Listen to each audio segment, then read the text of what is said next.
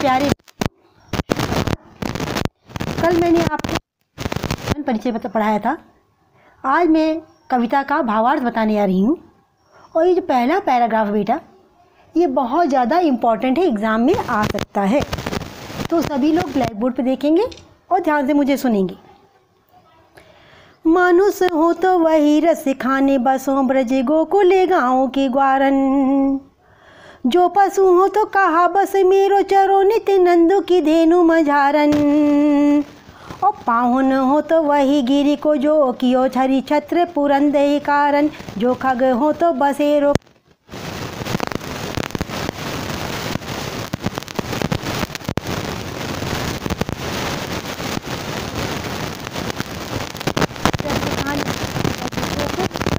ग्वारन। Exam में आ सकता है। मानुष माने मनुष्य, बसों माने बसों रहूं, ग्वारन कहते हैं ग्वाल बालों को। कहा बसों, बस में नहीं होना। चरो माने चरूं चरना। नित माने हमेशा, धेनु माने गाय, मझारन बीच में। पान माने पत्थर, गिरि माने पर्वत, छत्र माने होता है छाता, और पुरंदर कहते हैं बच्चों इंद्र को। धारण माने धारण किया हुआ, खग माने पक्षी, बसेरो माने निवास करूं, कालंदी माने यमुना, और कूल माने होता है किनारा। कदम एक पेड़ का नाम है, वृक्ष है, और डारन कहते हैं शाखाओं को, पेड़ की डालियों को। अब भावार्थ ये है कि कहते हैं मानुष हो तो वही रसखान बसों ब्रज गोकुल गाँव की ग्वारन, अर्थात कृष्ण की लीला भूमि ब्रज के प्रति अपना लगाव प्रकट करते हुए कवि कहता है कि मैं अपने जन्म में यदि वह मनुष्य बनूं, यदि अगले जन्म में वो मनुष्य बनूं, तो गोकुल गांव के ग्वाल बालों के बीच ही निवास करूं। यदि मैं पशु बनूं जिससे मेरा कोई वश नहीं है, तो मैं क्या करूं? तो मैं नंद बाबा की गायों के बीच चरूं। यदि मैं पत्थर बनूं तो उसी गोवर्धन पर्वत का पत्थर बनूं जिसे कृष्ण ने अपनी उंगली पर उठाकर लोगों को इंद्र के प्रकोप से बचाया था। यदि मैं पक्षी बनूं तो उसी कदम के पेड़ पर बसेरा बनाऊं जो यमुना के किनारे है तथा जिसके नीचे श्री कृष्ण रास रचाया करते थे।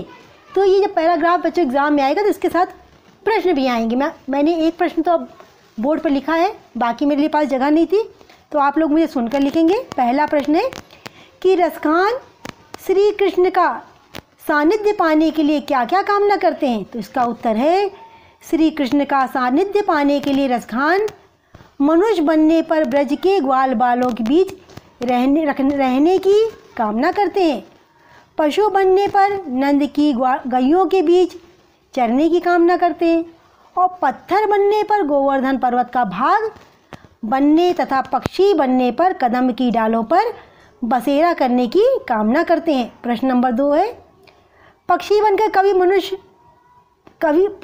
बनकर कवि यमुना के किनारे कदम के पेड़ पर ही क्यों रहना चाहता है? तो इसका उत्तर मैंने ब्लैक बोर्ड पर लिखा हुआ है, वहाँ से आप देखेंगे। पक्षी के रूप में जन्म लेने पर कवि यमुना किनारे कदम की डाल पर इसलिए बसेरा बनाना चाहता है क्योंकि उसे वृक्ष के नीचे कृष्ण बंसी बजाया करते थे तथा गोपियों के साथ रास रचाया करते थे।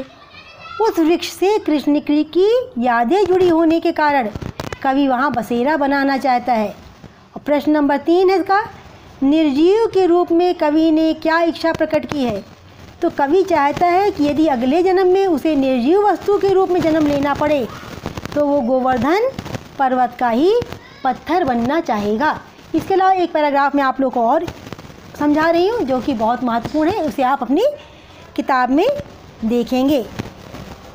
मोर पंखा सिर ऊपर राखो, गुंज की माल करे पहिरोंगी, ओढ़ पीताम्बर ले लुकटी, बन गोवर्धन ग्वारिन संग फिरोंगी, ग्वालों दोई मेरो रसखान, सो तेरो कहे सब स्वांग करूँगी, या मुरलीधर की अधरन धरी अधरा न धरूँगी। तो इसमें मोर पंखा मतलब होता है मोर के पंखों से बना हुआ मुकुट, और राखियों रखूँगी, पुंज एक जंगली पौधा, गौ गले में, पहिरोंगी पहनूंगी, पीताम्बर अर्थात पीला वस्त्र, गोधन गाय रूपी धन, ग्वारिन ग्वालिन, फिरोंगी मतलब फिरूंगी। अब इसका भावार्थ ये है कि कृष्ण के सौंदर्य पे मुग्ध एक गोपी दूसरे गोपी से कहती है कि हे सखी, मैं कृष्ण की तरह ही अपने सिर पर मोर के पंखों का मुकुट तथा गले में गुंज की माला पहनूंगी। ये पीले वस्त्र धारण करके ही श्री कृष्ण की तरह गायों के पीछे लाठी लेकर वन वन फिरूंगी। मेरे कृष्ण को जो भी अच्छा लगता है वह सब कुछ करने के लिए मैं तैयार हूँ। पर हे सखी, कृष्ण की उस मुरली को मैं अपने होठों पर कभी नहीं रखूँगी, क्योंकि उस मुरली ने ही कृष्ण को हमसे दूर कर रखा है। तो मेरे प्यारे बच्चों, इन्हीं के साथ मैं अपनी वाणी को विराम देती हूँ। आप सभी का दिन मंगलमय हो। अगली बार मैं प्रश्न उत्तर कराऊंगी।